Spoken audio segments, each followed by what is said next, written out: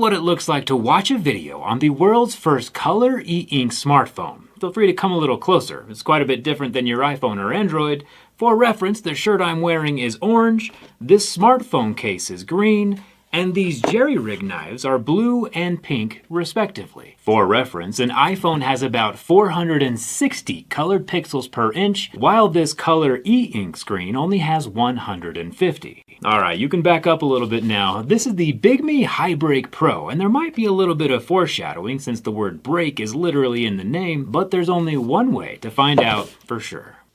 E-ink displays are fascinating, and I've been looking forward to the technology traversing over from tablets into the smartphone world for quite a long time now. And it's finally here. As you can tell, it definitely does not have the same vibrance or sharpness of an LCD or an OLED, but that's kind of the whole point. Right out of the box, the BigMe Hi-Break Pro is shipped in a clear plastic case.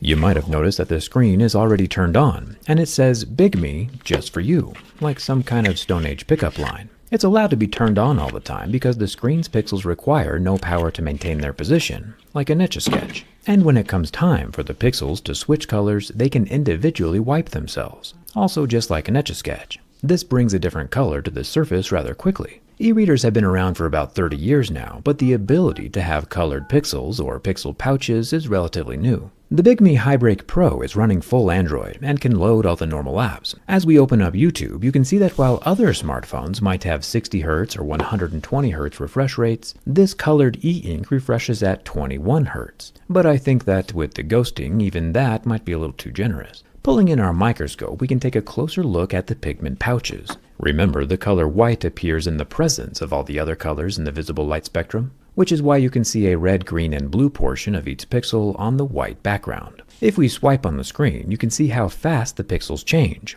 with pretty minimal ghosting, all things considered. The craziest part, though, is that if the battery dies or the phone turns off, the last image you looked at will be on the screen forever, since once the pixels flip, they don't require power to stay locked in. You'll see what I mean in a second. What's even more fun, though, is that if we zoom into the e-ink pixels as a video is playing, we can see that it works, but not in an overly flashy kind of way, which might be exactly what our feeble human brains need to overcome our smartphone addictions. Truth hurts. Speaking of feeble, let's get into the durability test. I'll remove the pre-installed plastic screen protector to see what the screen is actually made from. As you know, plastic screens would scratch at a level 2 with deeper grooves at a level 3. And that's exactly what we see here on the BigMe Hi-Break Pro. There is a plastic laminate layer underneath the temporary plastic screen protector that is getting damaged. Plastic is totally okay, by the way. That's just what these tests are for. Now that we know, we can just keep keys and smartphones in separate pockets and it all should be just fine.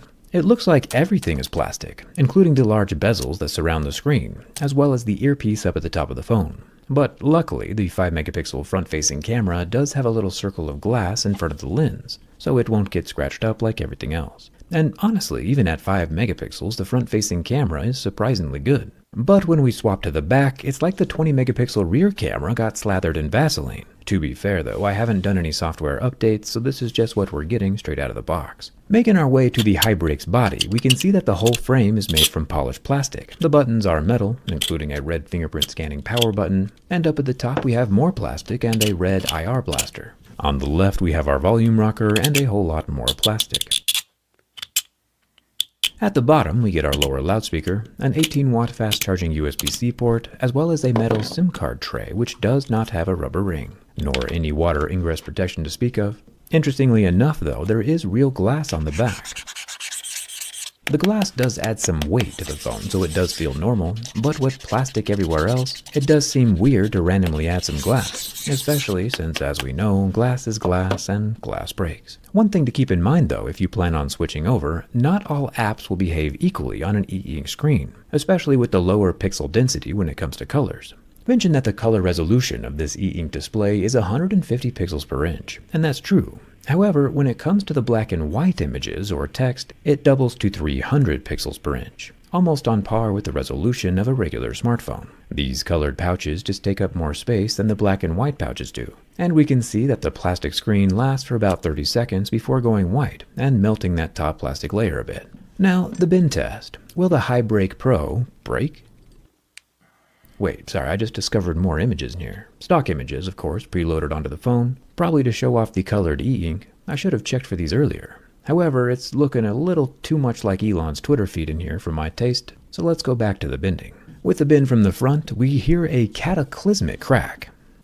However, nothing visually appears to be damaged, no cracks or kinks, except for that the phone is now not operational anymore, so something has definitely failed on the inside. And the Hi-Break Pro is officially highly broken. It has failed my durability test. But on the bright side, now we get a tour of its insides, as well as we get to see how the pouches of pigmented pixels come together underneath that plastic screen. Removing the back glass is rather difficult. Instead of the normal watertight adhesive we see on Samsungs or iPhones, BigMe is using a foaming permanent adhesive, which makes repairability quite a bit more messy. But with enough of the shards removed, we can unscrew about 15 Phillips head screws, and this allows the back plastics to pull away from the screen and motherboard portion of the phone. I'll unplug the large battery, the extension ribbon and display ribbon, and surprisingly, just like I told you earlier, the screen is still on. Dead, to be sure, but the last thing we looked at is still permanently displayed. Watch, I'll completely remove the battery, all 4,500 milliamp hours of it, so we can be sure there is zero power to the display. I'll even remove the motherboard with its thermal foam and Dimensity 1080 octa-core processor. The rear 20 megapixel camera does not have optical image stabilization, and the lower rear mono speaker does not have any balls inside either. The 18-watt charging port does have a red rubber ring around the opening, but even with all of the hardware removed, the display remains displaying its colored e-ink pixels in the exact position they were left before the power went out. Let's dig them out. Apparently, the plastic layer we melted earlier is a permanent laminate layer over a slab of glass, similar to how some of the ultra-rugged phones are manufactured. And surprisingly, even if we remove this glass, the pixels are still intact. Thumbs up for that. At this point, we've removed 2 plastic layers and cracked off a glass layer, and the pixels are still doing work.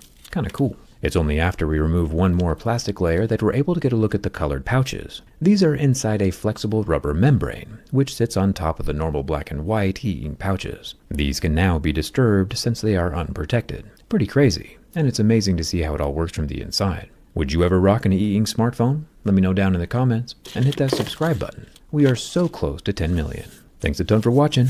I'll see you around.